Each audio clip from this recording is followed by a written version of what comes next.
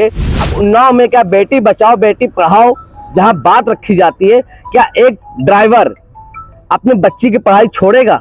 मतलब कप्तान साहब ने पूरा काम कर दिया है लेकिन अरेस्टिंग नहीं हो रही है, इसलिए आप आ रहे हैं। जी जी, क्या लगता है इंसाफ मिलेगा आपको? बिल्कुल मिलेगा। कप्तान साहब का कहना है कि इंसाफ मिलेगा तो मिलेगा। इतना विश्वास क्यों कप्तान साहब को?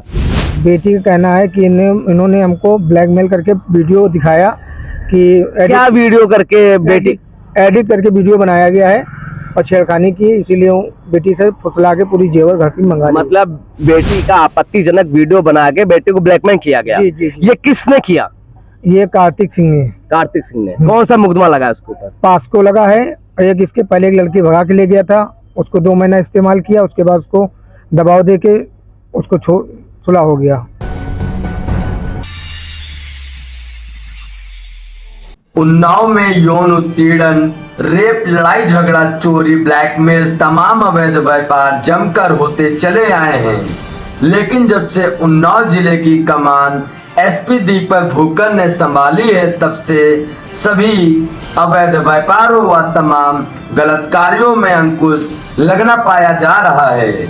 लेकिन आज भी विभाग की कार्यशैली में बड़ा सवाल होना भी पाया जाता है। सवाल यह है, कप्तान के आदेशानुसार क्षेत्रीय पुलिस द्वारा अपराधियों पर मुकदमा पंजीकृत तो हो जाता है, लेकिन अपराधियों पर क्यों मेहरबान रहती है क्षेत्रीय पुलिस? क्या अपराधियों के सिस्टम, पावर या फिर गांधी जी के कागज के सामने नतमस्तक हो जाती है? यौन उत्पीड़न, ब्लैकमेल जैसा मामला आज फायदा सिस्टम न्यूज के सामने आया है। मामला कुछ ऐसा है, उन्नाव सदर कोतवाली क्षेत्र में पड़ने वाले मगरवाड़ा में एक नाबालिग युवक का यौन शोषण करते हुए ब्लैकमेल किया जाता है, जिसके बाद नाबालिग युवक के परिजन न्याय के लिए पुलिस के पास जाकर तरुए गिर जाते हैं, जिसके बाद भी पीड़ित को न्याय नहीं मिलता है। उसके बाद परिजन पहुंचते हैं जिले के तेज तर्रार पीड़ितों को न्याय देने वाले कप्तान दीपक भूकर के पास, जहां पीड़ित की सुनवाई करते हुए कप्तान मुकदमा पंजीकृत करने का आदेश देते हैं और पीड़ित को आश्वासन दिया जाता है अपराधियों को सजा मिलेगी और आपको न्याय मिलेगा। कप्तान के आदेश के बाद क्षेत्रीय पुलिस ने अपराधियों पर पास्को जैसे गंभीर धारा में मुकदमा पंजीकृत किया और अपराधियों को हिरासत में लिया। लेकिन न जाने अपराधियों का किस तरह का सिस्टम, पावर, पैसा रहा जो पुलिस हिरासत से अपराधी आजाद हो गए। खैर, आपको दिखाते हैं ग्राउंड जीरो की रिपोर्ट प्रिंस ठाकुर से क्या क्या बताया पीड़ित ने। आज हमारे सामने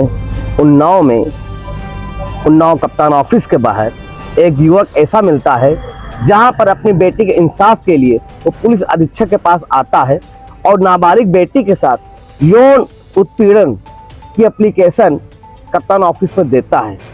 जैसे कि जानकारी प्राप्त हुई है, उस एप्लीकेशन पे मुकदमा पंजीकृत हो गया है। गंभीर मुकदमे, गंभीर धाराएं अपराधियों के ऊपर लगाए गए हैं, फिर भी युवक क्यों भटक रहा है एसपी ऑफिस के अंदर? आइए हम जानते हैं उन्हीं की जवानी। क्या नाम है आपका? संदीप पांडे। संदीप पांडे जी, कहाँ से हैं आप? मगरवाड़ा से। क्या है पूरा मामला, आज आप क्यों आए? हमारी छोटी सी बेटी 14-15 साल की बेटी है।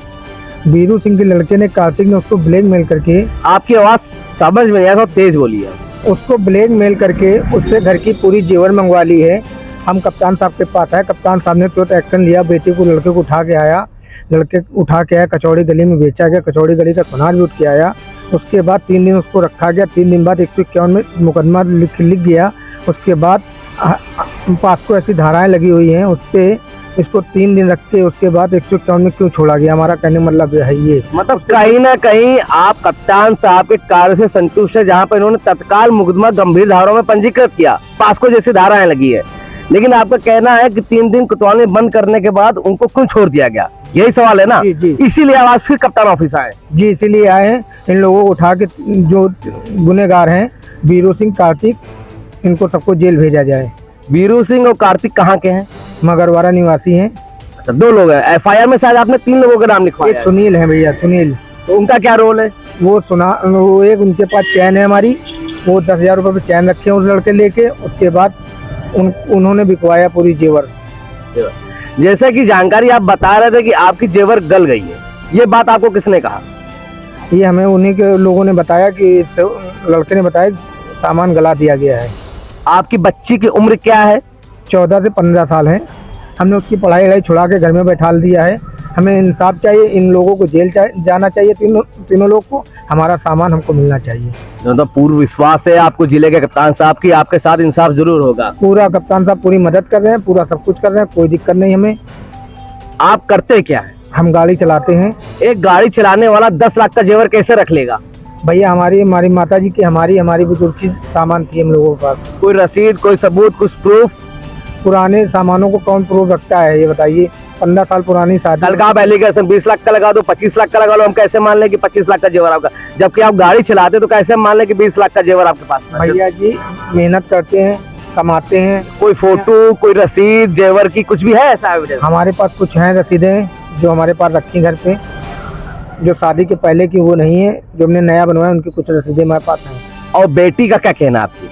बेटी का कहना है कि इन्होंने हमको ब्लैकमेल करके वीडियो दिखाया कि क्या वीडियो करके बेटी एडिट करके वीडियो बनाया गया है और छेड़खानी की, इसीलिए बेटी से फुसला के पूरी जेवर घर की मंगा ली। मतलब बेटी का आपत्तिजनक वीडियो बना के बेटी को ब्लैकमेल किया गया। जी, जी, जी। ये किसने किया? ये कार्तिक सिंह ने। कार्तिक सिंह ने। कौन सा मुकदमा लगा इसके ऊपर? पास्को लगा है। एक इसके पहले एक लड़की भगा के ले गया था, उसको 2 महीना इस्तेमाल किया, उसके बाद उसको दबाव दे के उसको सुलह हो गया। हम चलिए, आप देख रहे थे मगरवाड़ा से संदीप पांडे जी है जिन्होंने नाबालिग बेटी यौन हिंसा, अपनी बेटी जो कि नाबालिग बेटी है, और इन्होंने अपनी बेटी का विद्यालय बंद करा दिया गया है, स्कूल से टीसी ले ली गई है। अब उन्नाव में क्या बेटी बचाओ बेटी पढ़ाओ जहां बात रखी जाती है, क्या एक ड्राइवर अपने बच्ची की पढ़ाई छोड़ेगा? अब सवाल यहाँ पर यह होता है कि आखिर इतने गंभीर मुकदमे लगने के बाद भी वो अपराधी कैसे घूम रहे हैं? उनको तो सलाखों के पीछे होना चाहिए, उनकी तो अरेस्टिंग होना चाहिए। जब पास्को जैसी गंभीर धाराएं लगी हैं तो क्यों नहीं उनकी अरेस्टिंग हो रही है? भाई साहब, आप कितने दिन पहले मुकदमा पंजीकृत हुआ था? ये 22 तारीख को मुकदमा हुआ है। आज कितनी तारीख है? आज 3 तारीख है। 3 तारीख से आप चक्कर लगा रहे हैं, दौड़ रहे हैं। मतलब कप्तान साहब ने पूरा काम कर दिया है लेकिन अरेस्टिंग नहीं हो रही है। नहीं हो रही है, इसलिए आप आ रहे हैं। जी जी। क्या लगता है, इंसाफ मिलेगा आपको? बिल्कुल मिलेगा। कप्तान साहब का कहना है कि इंसाफ मिलेगा तो मिलेगा। इतना विश्वास क्यों कप्तान साहब के ऊपर? कप्तान साहब ने जैसे हमने उनको एप्लीकेशन दी तो शाम को पूरा फोर्स ले जाकर उनको उठा लाए थे। मेरा सवाल फिर सुनिए, इतना विश्वास क्यों कप्तान साहब के ऊपर? वो इंसाफ कर रहे हैं सबके साथ। इसके पहले भी तो कप्तान साहब आए थे। उनसे हमारी कभी मुलाकात हुई नहीं, पहली बार इनसे हुई है। ये हमें अच्छे लगे, हमारी बात मान रहे हैं, सुन रहे हैं, सम्मान से बात कर रहे हैं। देखिए, उन्नाव की जनता जहां पर 6 विधानसभा 18 ब्लॉक है, और जहां उन्नाव के आईपीएस दीपक भुक्कर जी आए हुए हैं, उन्नाव की जनता ने पूर्ण विश्वास रखा आईपीएस दीपक सर के ऊपर। जहां ही जैसे ही पीड़ित कप्तान ऑफिस पहुंचता है, तत्काल दीपक भुक्कर कार्रवाई अपना चाबुक चलाते हैं। अगर जिले में कोई नायक बनता है, प्रतिनिधि बनता है, तो उसका जनता दरबार लगता है। लेकिन जब कोई बढ़िया अधिकारी आता है, आईएएस बढ़िया आता है, आईपीएस बढ़िया आता है, तो किसी भी जनता को, किसी भी पीड़ित को जनता दरबार जाने की जरूरत नहीं है। वो उन अधिकारी के दरबार में जाए जहां उसकी समस्या दूर हो। ऐसी खबरों के लिए आप बने रहें प्रिंस ठाकुर खास रिपोर्ट। तो सुना आपने पीड़ित ने क्या क्या बताया। खबर से संबंधित आप अपनी प्रतिक्रिया कमेंट बॉक्स में लिख सकते हैं। खबरों से जुड़े रहने के लिए चैनल को लाइक और सब्सक्राइब करें। धन्यवाद।